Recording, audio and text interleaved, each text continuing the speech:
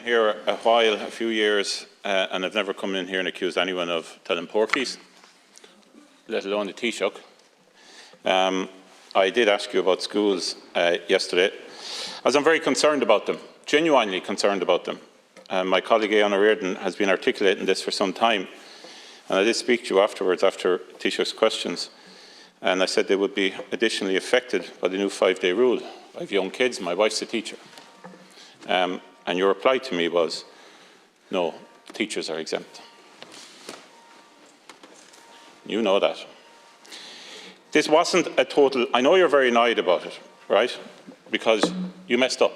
This wasn't a total misconstruction. Wasn't a total misconstruction. You even denied we had a conversation in here, which makes you look rather silly, considering there's a video of it.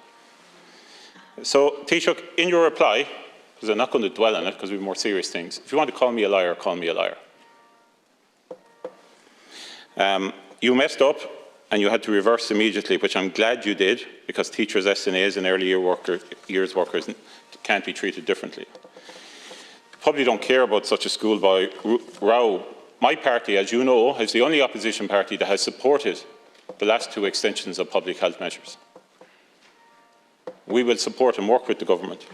However, there is now widespread confusion amongst the public about what actions they should take. I'm saying this to be constructive. We're sleepwalking into another lockdown. Financial supports need to be put in place for businesses and workers, and people are out there now are being told to get another job. How is that a way to treat workers? This morning I spoke to Trina Golden, an exhausting principal of Onabu Educate Together Primary School. She believes schools are going to close all over the country. She had to tell parents not to send their kids to school yesterday. That's in your constituency. You should ring her and talk to her. The Minister for Education is gone AWOL. The Minister, you're so embarrassed by the Minister for Health that he hasn't been seen at a press conference with you in over a year. This morning, the Minister for Education said antigen testing will be operational in schools by the end of the week. Can you confirm this is going to happen? It's a year since I stood up there and raised the issue of antigen tests. I've been doing them myself for a year because I have elderly parents. They're not a panacea, but they are part of help.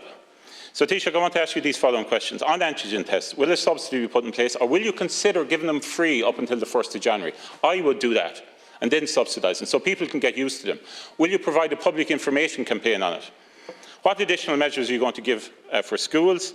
Will you, as we have suggested, because of the situation we're in, provide boosters for school teachers, SNAs and early years staff? Are you going to consider taking over private hospitals again? Because I've never, ever seen the HSE as worried as they are now. Thank you, Deputy. And will you commit to put back in place the PUP and supports for businesses that are now closing because of the decisions you've had to make? Thank you, Deputy Kelly. Taoiseach. First of all, Deputy Kelly, I've been in the House longer than you. Yeah. And you learn something every day. You learn something new every day. And I learned something about you yesterday that I will not forget, and that will govern our relationship from here onwards in terms of the nature of the engagements. I've never seen the likes of it before in terms of what transpired. As I was engaged here, you came along over here. I just refer you to what you actually asked me on the record of the House just immediately before that. Okay? And it's about, given the complicated RSV cases, I presume, will the government consider prioritising frontline workers such as Gardaí, retail workers, transport workers, most of all teachers, special needs assistants, SNAs, early year workers for boosters, primarily so that the school system does not fall over? I asked the teacher nothing about household contacts or the decision that the government took and publicised yesterday. Nothing at all about it. No, I just put that on the record. And suddenly you come over here for a 30 or 40-second engagement, you scamper up, you tell your education correspondent who tweets something and it's reported as fact. It's extraordinary. Anyway, look, we leave it, because I don't think the public... If you want to call me a liar, call me a liar. I'm just putting it straight now. I've learned things. What's the difference between I've learned things now, and I'm going to proceed. If you had... Look, misconstruction. I've never... You're not denying those words. I am. Never said those words. Misconstruction. But in any event, never said what you construed that I said. But it's a completely... No. And I said, I rang you afterwards to make it very clear to you how I regard the interchange. You can't do things like that, Roar through and the shout Chair. But I down want to the phone, say, that's what you did. if I may say so, the issue is we're 4,500 cases a day. On antigen testing, we have expanded the use of antigen testing. The Deputy knows that public health advice has not been the most enthusiastic in terms of the wider deployment of antigen tests. Progress has been made. It's been used in meat processing. It's been used in nursing homes, third-level education, and also in terms of close contacts, and it's sent out free. And in many ways, we can learn from the UK experience, where it didn't all go according to plan in terms of its wider deployment there. And it will be expanded and deployed. And I do take your point about a public information campaign and a wider communication campaign, because that is what the public health advice was saying to us as late as Monday evening, because of the research they have been doing, that there is a need really to communicate extensively to the public as to the best way to use antigen testing. But equally, even the expert advisory group are saying to us, it's not a silver bullet in itself. We have dramatically expanded PCR testing. We did 196,000 PCR tests in the last 7 days. Now that's a tribute to be given to the HSE and its team, because I remember people in here lambasting the HSE in terms of the PCR testing.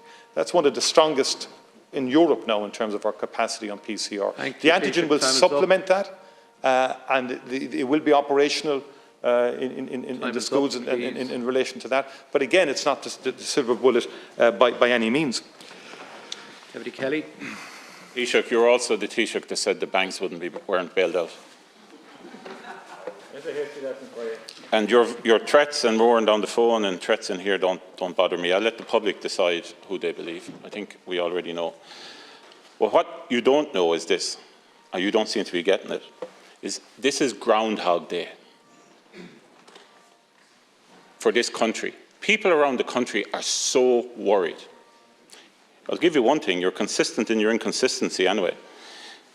So I want to know the following. Will you not consider giving antigen tests to everyone until January the 1st? It's a reasonable request. Will you put it out there and consider it, please? Will you give boosters to school teachers, SNAs and early year staff? Because schools are going to fall over. It's happening already in your own constituency. And are you going to do something with the private hospitals? Because the situation is untenable. Absolutely untenable. Record amount of people on trolleys in UHL, my closest hospital. Never seen before in the history of the state. Thank you, Deputy. And we're not even at the crux of it. We're not even at the height of it yet. So there are three things I'm asking you on behalf of the public to help as a suggestion, as somebody who supported public health advice and has supported your government in your measures. Will you consider the three of those, please? Thank you, Deputy. You're being populist. Give the boosters to everybody. Except the teachers. Through the chair and stop. Keep the schools open. Keep your voice down and calm it down. Cool it. No, you cool The bottom line is this. NIAC have advised the cohorts who should get the booster. Why? Who's in the ICU department, sir? Who's in the ICU at the moment? Immunocompromised, okay, unvaccinated, people with underlying conditions, and older age cohorts. Who are most at risk? Older age cohorts, immunocompromised, people with underlying conditions. The advice is that they need the booster before anybody else. We've been through this before, and I had it in this House before. Give it to this group, give it to that group, give it to the next group. It's all popular stuff. It courts the group, it courts the sector. But the most effective thing we can do, is to do it in accordance with the medical advice and the public health advice and those who advise on immunisation, which is to give it to those who need it the most first. I thought we were all agreed on that. Now, in terms of the private hospital capacity, 1,100 to 1,200 beds are already being used on a continuing basis by the HSE in respect of private. That will grow. That will go up to 2,800 bed days per week. That's where we are right now, and it's going to expand significantly under agreements that have already been arrived and planned for in respect of growing numbers of cases and pressures on the health system.